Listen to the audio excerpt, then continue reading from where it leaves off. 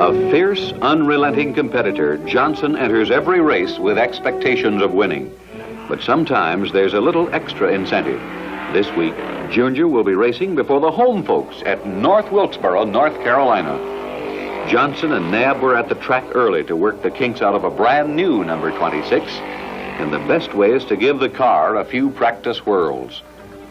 Johnson would be the first to admit that much of his success has been linked directly with a succession of top-grade chief mechanics, and Herb Nab, like Johnson, ranks among the nation's elite when it comes to preparing a stock automobile for the tremendous strains of racing. The driver and mechanic must understand each other, the automobile that one builds and the other drives, and there must be mutual respect of opinions. A couple of laps around the track, and Junior can tell Herb how the car's handling and running, exactly what changes he thinks should be made, and if there's a hint of trouble, what part of the finely tuned machine to suspect. It takes 4 or 5 good mechanics to make a car stay together and run, last, and beat everybody in the field. You can take 1 or 2 mechanics and be pretty competitive, but you need 4 or 5 to do the right kind of job.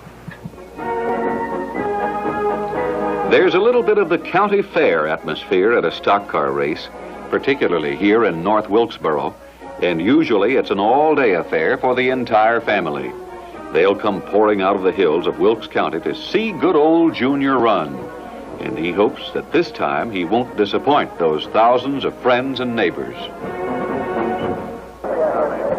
We'd rather win here at our hometown than anywhere else, because I hate to be run home and whooped in my own backyard.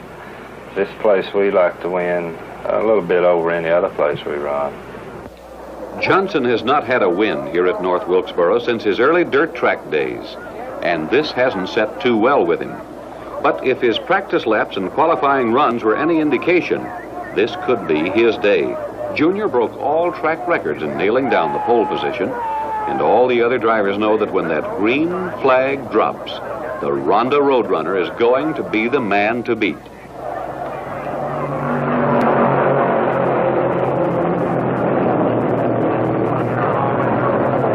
When the cars come out of the first turn, Johnson has his number 26 Ford purring out front, with Marvin Panch, Fred Lorenzen, Ned Jarrett, and Dick Hutcherson in hot pursuit.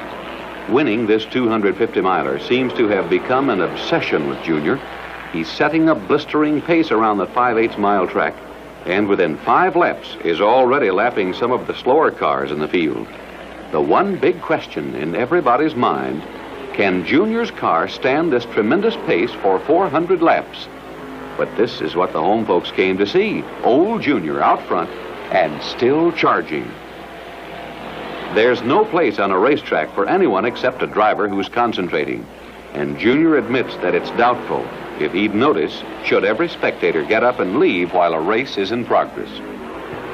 I never pay too much attention to the grandstand. I concentrate on what's happening in pits, what's going on the racetrack, and what the future stops coming up is going to be, and what I'm going to have to do to beat the other guy.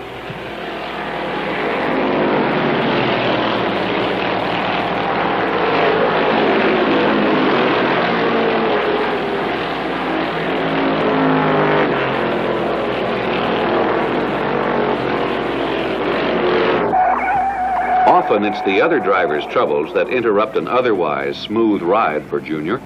A spin out on the far turn crumpled Junior's left front fender against the tire, and an unscheduled pit stop results.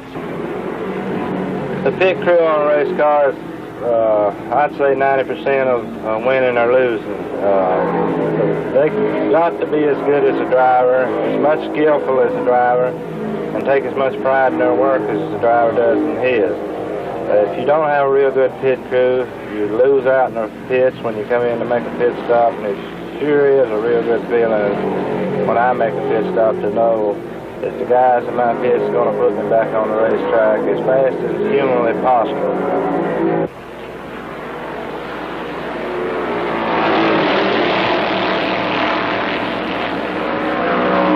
While Nab builds the supremely swift racer that Junior drives, The husky mountaineer himself sets up the front end of his car for handling purposes.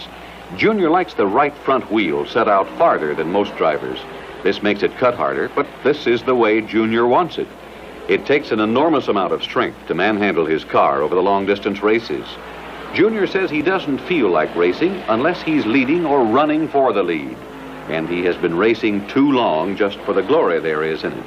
He races for cold cash first and fun secondly.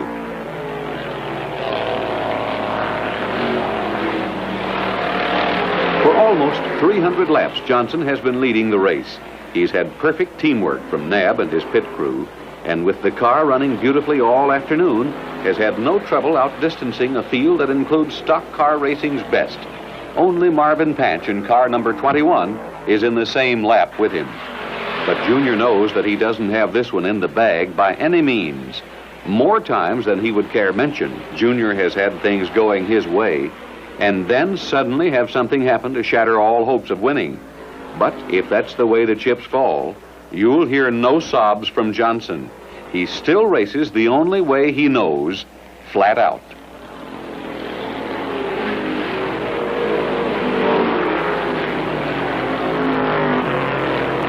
With less than 100 laps to go, Johnson has managed to stay out of trouble and hang on to his first-place lead over Marvin Panch. But then Darrell Derringer spins out on the front stretch, and this means a caution flag and a chance for Panch to close the gap. I slowed down, and my car got to jumping in right front. Couldn't hardly drive it, and had Freddie to pull up alongside it and look at it and see if he could tell what was wrong with it. And he told me my wheel was broke down, or fixing to break down, and that's when I went into the pits to get a new wheel.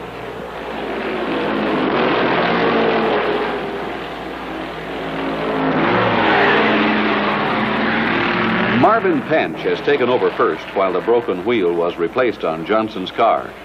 And now for the first time today, Johnson is the pursuer instead of the pursued.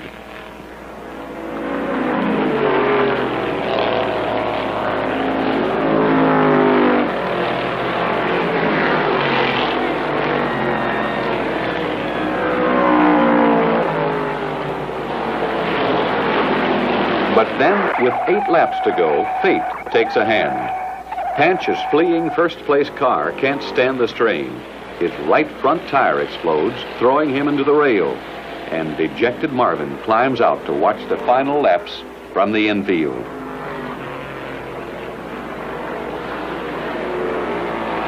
After a caution lap to allow Panch to get off the track, the race is restarted with Johnson's number 26 in first place. Now, all Junior needs to do is keep his mount humming to win one for the home folks.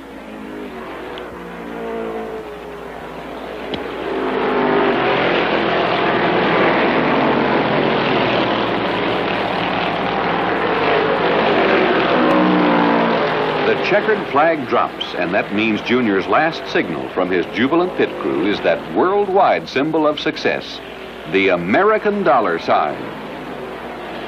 Junior has said that he races for money, not for the glory involved. But this first win at home may have been a day when money took a back seat to glory. That's Junior Johnson, the huge, silent racing man from the Blue Ridge Mountains of North Carolina. He's been called many things: the Ronda Roadrunner, the Charger, the Mountain Man, the Chicken Farmer. But there's another word that applies to this steel-nerved son of the super speedways, this flat-out flyer who disdains anything lower than first place. That word? Champion.